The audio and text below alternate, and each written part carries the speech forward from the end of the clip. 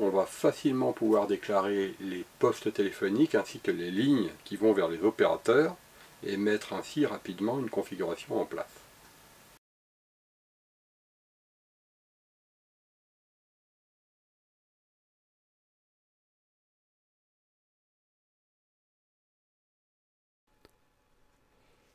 Nous allons attaquer la configuration de base de notre serveur PABX IP, donc basé sur FreePBX. Pour la réalisation de la maquette, j'ai mis une adresse IP à mon serveur FreePBX, c'est-à-dire que je l'ai installé sur ce réseau-là, 192.168.100, et il a la terminaison 155. L'objectif pour moi, c'est de pouvoir atteindre Internet au travers de ce routeur-là, qui est en place également. 192.168.100.254, c'est son adresse côté réseau privé.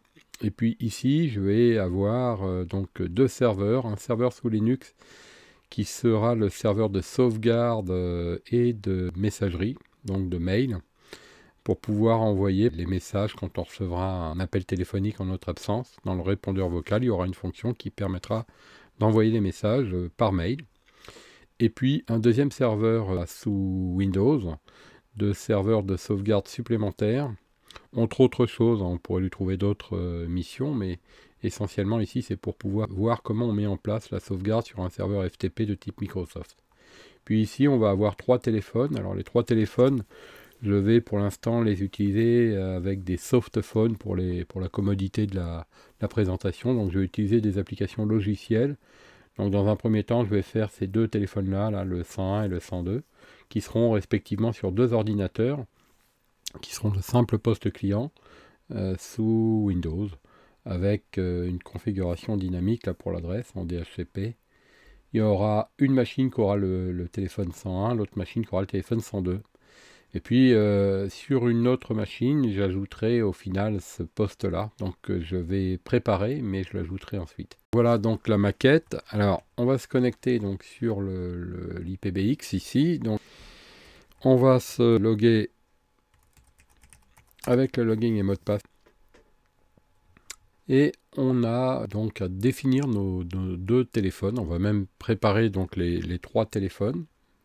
Ces trois-là dans l'ordre, hein, on va les préparer par ordre de numéro, 100, 101, 102. Celui-ci, on l'utilisera plus tard, mais on va déjà le préparer. Et ceux-là, on va essayer de les faire sonner, là, de les préparer tout de suite. La configuration des téléphones se fait dans le menu Applications, et il faut aller ici sur Poste si on est en français. Donc si on est en français, la traduction fait que c'est classé par ordre alphabétique et c'est pas toujours bien rangé. Je préconise quand même de se remettre en anglais pour les manips, quoi. Puisqu'en fait c'est plus conforme à ce qu'on a l'habitude de trouver notamment dans les docs. Donc application, les postes devient extension. Donc on vient ici sur extension. Deux possibilités essentielles pour créer. En réalité, il y a plusieurs possibilités. Donc ici, on peut avoir la possibilité de créer par ajout là, nos nouvelles extensions. Ou bien, on le fait directement ici, avec les deux possibilités qui sont présentées ici. Alors, méthode, je dirais avancée et méthode simplifiée. On va utiliser la méthode simplifiée pour le premier, puis après on fera le deuxième comme ça. Donc le premier, c'est le 100. Alors par défaut, on voit que ça peut se faire seulement en deux étapes. Et il y a déjà des champs qui sont marqués comme étant obligatoires. Alors c'est notamment ce qui est en bleu là ici. Et encore, on peut même éventuellement ne pas tout remplir. On voit ici qu'il nous propose déjà de mettre un numéro. Donc par exemple, si je fais le 100 et que je décide de l'appeler standard. Voilà, première étape terminée. Je ne suis pas obligé de mettre quelque chose ici, nous verrons plus tard pourquoi. Je fais suivant. Ici, il me demande juste de changer, éventuellement de valider. Il me met un code PIN, c'est-à-dire un identifiant personnel sous forme de numéro, qui permettra d'interroger ma boîte vocale. Il est par défaut à 100. Alors on voit d'ailleurs qu'il a été flouté. Il correspond au numéro. Mais si je veux le changer, j'ai le loisir de pouvoir le faire. Donc il suffit de faire Finished. Et on va avoir notre premier téléphone qui est créé ici en 100. Le problème, c'est qu'on ne connaît pas le mot de passe de ce téléphone. Et donc, il va falloir revenir ici dans le menu de config pour pouvoir le trouver tout à l'heure. Maintenant, en deuxième méthode, Je vais créer, alors on voit déjà que c'est déjà plus compliqué parce qu'il faut déjà que je sache ce que je veux faire. Si je veux faire la même chose, c'est-à-dire utiliser un canal SIP avec le protocole PGSIP, ce qui est le standard on va dire aujourd'hui, ben, j'ai ça à faire. Donc vous voyez, j'ai plus de champs à remplir. Donc je vais l'appeler 101 et on veut qu'il s'appelle Bob. Pour le reste, ça c'est le fameux mot de passe qu'il me propose. Alors moi je vais mettre un truc à moi pour mon labo qui sera mon mot de passe habituel qui est Poséidon.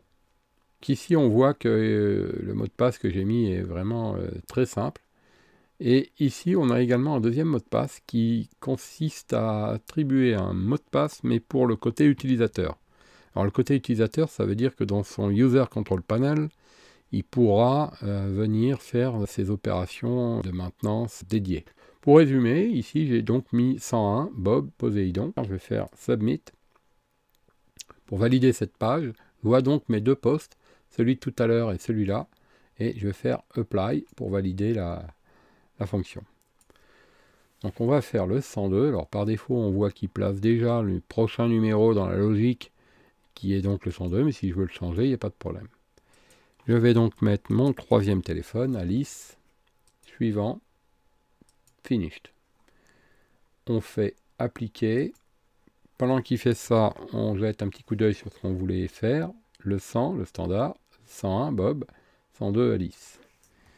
On a nos trois téléphones. On ignore le mot de passe de Bob, ou de standard, ou de Alice. Alors si des fois on ignore un mot de passe, on revient ici, sur la petite flèche, ici, et on vient voir où changer le mot de passe. Alors la bonne idée en fait c'est de garder des mots de passe forts.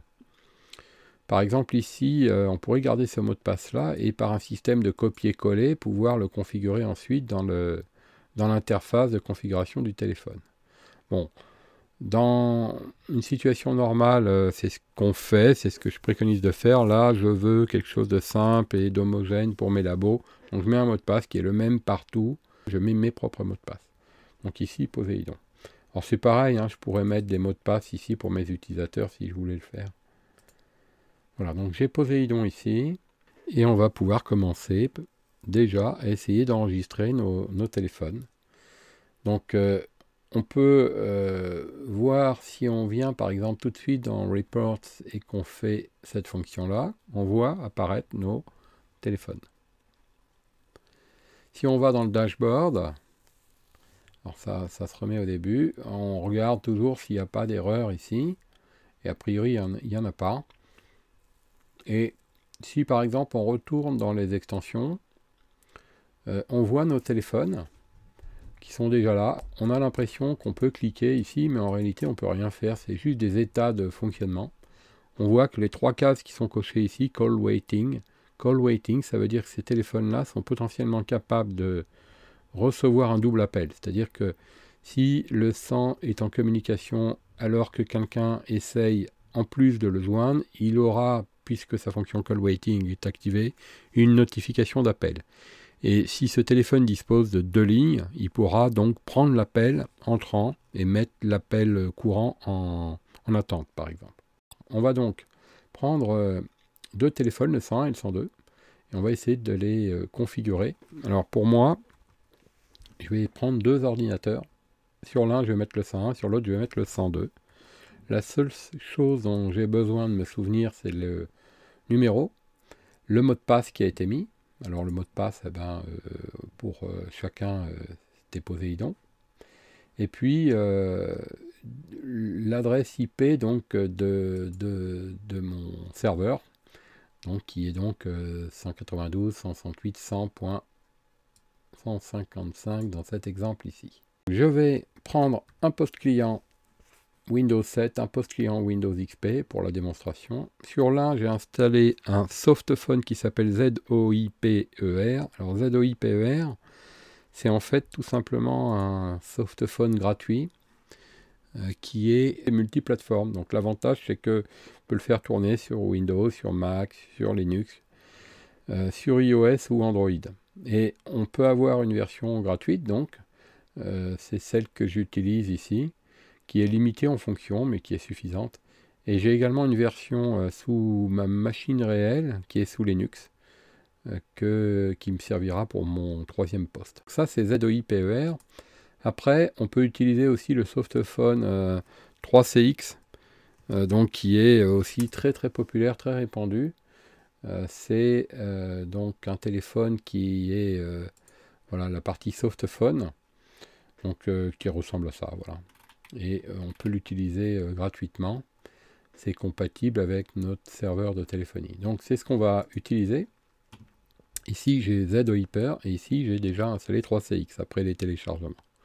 Donc, on va commencer par le poste Windows XP. On va dire que c'est le poste qu'on destine à Bob pour le 101.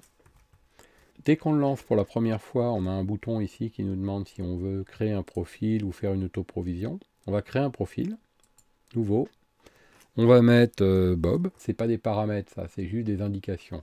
Caller ID. Caller ID, c'est identifiant de l'appelant. Alors ça, c'est important par contre que ceux qui recevraient mes appels, s'ils ont un afficheur par exemple sur leur écran, ça serait bien qu'ils voient le mot Bob. Parce qu'évidemment, pour qu'ils puissent m'identifier. Ensuite, ici et là, on a à remplir le numéro de téléphone. Le mot de passe, on avait vu que c'était Poséidon. Donc ici et là le téléphone, ici le mot de passe. Ici, sans toucher à ces cases-là, ça permet en fait de nous enregistrer selon qu'on est sur le réseau local, c'est-à-dire au bureau, ou bien à l'extérieur, c'est-à-dire sur un réseau indépendant. Auquel cas, il y aurait une opération NAT entre les deux, donc le système distingue les deux. Nous, on est sur le réseau local, on va donc indiquer tout simplement l'adresse du PABX IP, c'est-à-dire de notre serveur de téléphonie. Autrement dit, je suis en train d'indiquer l'adresse de ce système-là. Rien d'autre à changer. On peut juste faire OK. Si on fait Advanced Setting, on peut voir les codecs. Alors, les codecs dont on pourrait avoir besoin en préférence, ça serait plutôt le PCMA. Codec PCMA. Il est également connu sous le nom G711A. Ça, c'est son nom de norme. Donc le G711A ou le PCMA en priorité, c'est une bonne chose. On fait OK, on fait OK, on fait OK. Le système se configure. S'il met ce message qu'on peut voir ici, unhook, ça veut dire qu'il est accroché au système. Donc il est enregistré. Si par exemple on vient voir les logs, il n'est pas impossible qu'on commence déjà à le voir. Nous, c'est celui-ci. Voilà, il est online, ici. Donc le 101, il est online et on peut voir ici une information. On voit notamment l'adresse IP et le port du client. C'est-à-dire que ça doit correspondre logiquement à l'adresse IP de mon poste Windows sur lequel j'ai installé ce fameux téléphone 101. Donc on a un état, ici, global, on voit ici online. Le deuxième poste qui sera donc Alice, ici. Donc cette fois-ci, on va le faire ici avec un autre logiciel, donc ZOIPER. Si on lance pour la première fois ZOIPER, ici on a trois possibilités. Une licence qu'on aurait achetée, avoir des informations, ou bien continuer en tant qu'utilisateur gratuit. Donc c'est ce qu'on va choisir ici, je vais cliquer là-dessus. Très simplement, il me demande d'identifier sous la forme utilisateur@serveur, c'est-à-dire 102, ça, l'adresse IP de mon serveur. Et j'indiquerai le mot de passe. Donc, utilisateur 102, 192.168.100.155. Et ici, je vais indiquer mon fameux mot de passe qui est donc Poséidon, qu'on peut voir ici. Voilà. On fait le login. Il nous demande ici le numéro du fournisseur d'accès, mais c'est le même pour nous. Alors normalement, on est censé mettre le port également, donc l'adresse IP 2. Le port, c'est 5060, donc c'est la valeur par défaut. Là, on a une option qui n'est pas cochée si toutefois on a un serveur proxy pour nous authentifier. Là, je n'en ai pas, je suis en direct, donc on fait skip. Le SIP UDP doit passer au vert. Si ça ne marche pas, c'est qu'il y a une erreur, soit de réseau, soit de configuration, paramètre qui est mauvais. On va revenir en arrière et on va contrôler nos paramètres puisqu'on a pu voir que ça ne fonctionnait pas. Donc on va aller en ligne de commande, vérifier qu'on a une IP. Voilà, a priori j'ai une IP. Je vais vérifier que je peux pinguer mon serveur. A priori oui. Donc il n'y a pas de raison que ça ne fonctionne pas. Et on va contrôler qu'on ne s'est pas trompé dans nos paramètres. Donc nous on s'est appelé 102. Alors normalement en 102, on avait bien créé une extension. Mais il ne l'a pas reconnu, donc peut-être on a fait une erreur. Il semblerait que oui, on n'a pas tapé le bon mot de passe. Donc on va corriger. Je soumets la modif, je surveille par ici, il va y avoir le bouton rouge à cliquer. Je valide, j'attends que ce soit bon. On recommence. Alors je suis revenu en arrière, du coup je recommence. Skip, et là il passe au vert comme on peut le voir. Moi c'est bien du SIP en UDP qui doit passer. Si j'ai ça, c'est que c'est bon. Donc je fais Next. Là, il me demande de configurer ma partie micro, casque ou bien haut-parleur et caméra. Donc je peux le faire éventuellement. Si on entend le son, c'est bon. Le micro, bon, je peux faire le micro, il a l'air de fonctionner. C'est bon, la caméra, on n'en a pas besoin. On fait Finished. À ce moment-là, on voit que notre téléphone ici, bon, il a une forme assez basique, hein. Mais on a le clavier ici par exemple.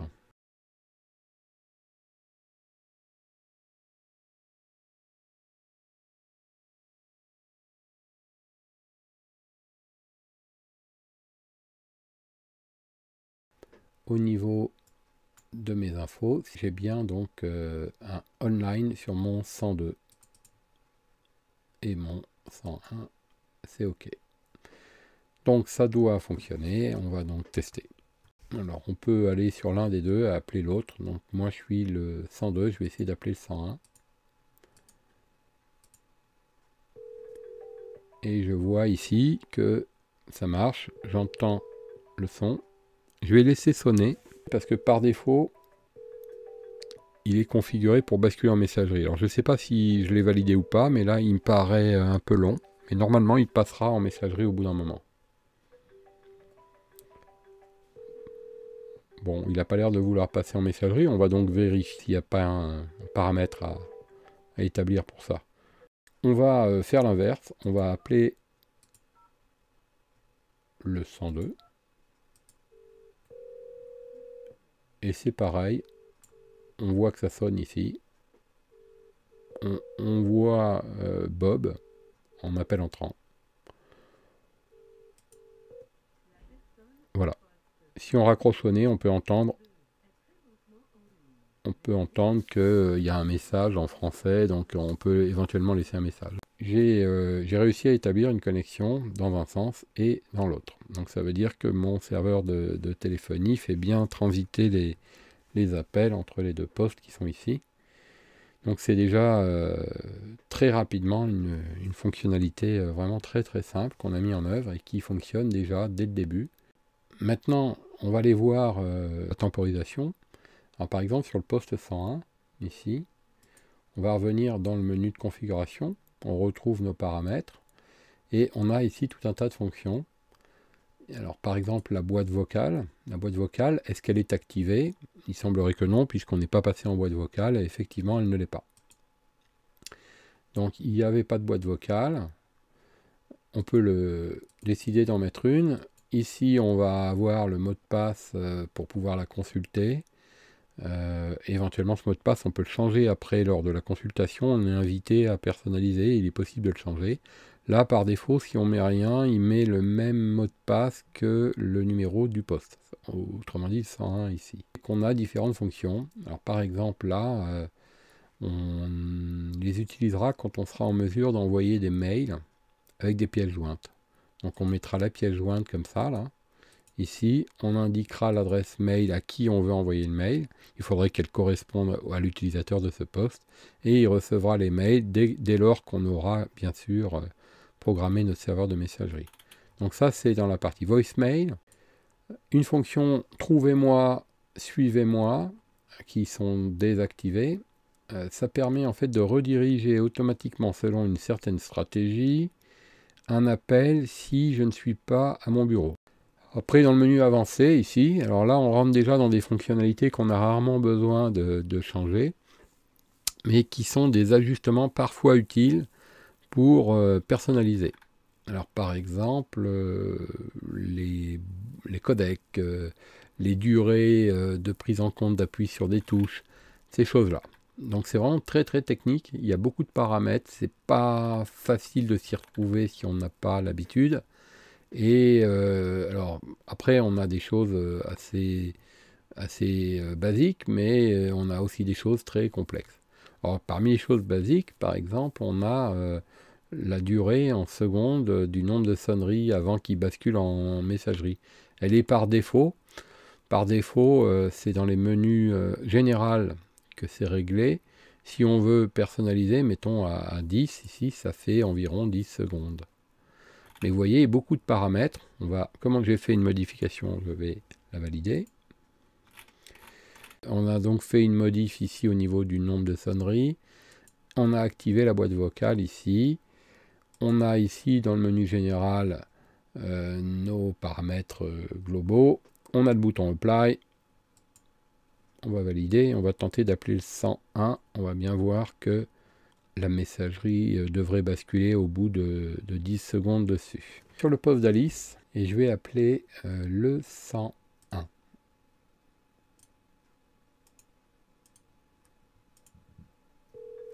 Bon, qui devrait sonner.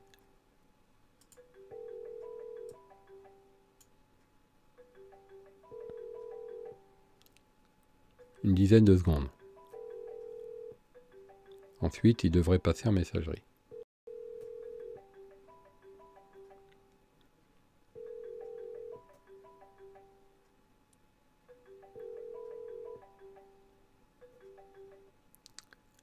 Là, on n'entend pas parce que j'ai pas le son de valider sur ce poste-là, mais il est en messagerie, donc il est en train d'enregistrer mon message, donc je vais raccrocher. Ça veut dire que ce poste-là a basculé automatiquement en messagerie, alors que tout à l'heure, c'était pas le cas. Alors on peut voir d'ailleurs, et ça dépend du poste, qu'ici une petite flèche clignote qui nous invite à savoir un petit peu ce qui s'est passé. On a manqué un appel. Voilà ce qu'on a pu voir au niveau de nos paramètres de base.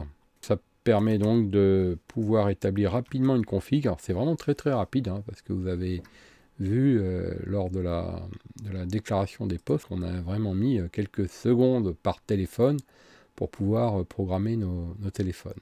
On peut voir aussi, je me suis amusé tout à l'heure à modifier quelques paramètres. La fonction Find Me, Follow Me, FM, Find Me, Follow Me, est activée pour Bob, parce que je l'avais activé, cette fameuse fonction Find Me, Follow Me. C'est pour ça qu'on avait la case de cocher. Je vais l'enlever et on va pouvoir voir qu'effectivement la petite indication d'état aura changé. On attend qu'il recharge, on va se remettre au début. Ici, ça a été changé à ce niveau-là. Ensuite, la prochaine étape, ça va être de rajouter un téléphone, là, ici le 100, pour pouvoir, par exemple, faire un groupe d'appels. Donc idéalement, on a besoin de 3 téléphones, et comme ça, on va pouvoir grouper à l'intérieur 2 téléphones. Avec le troisième, on appellera les 2 en même temps. C'est la prochaine étape à valider, qui fait partie des fonctionnalités essentielles. Donc je vous invite à tester. Donc avant de le faire, validez bien l'utilisation de vos 2 téléphones, réexaminez les paramètres qu'on a pu mettre en place. Au besoin, documentez-vous sur les softphones qu'on a utilisés. Prenez le temps de vérifier leur connectivité avec des pings depuis les ordinateurs clients. Et dès que tout ça est prêt, essayez donc de faire sonner vos téléphones en s'assurant bien que, dans Report, ici, vous les voyez bien apparaître ici, vos téléphones. Et peut-être, si vous voulez un petit peu mieux voir les choses, allez ici dans Asterisk Info, voir l'évolution de vos téléphones. Ils doivent être online lorsqu'ils sont en fonction. Voilà, et donc prochaine étape, poursuite de la découverte des fonctions essentielles de la téléphonie avec FreePBX.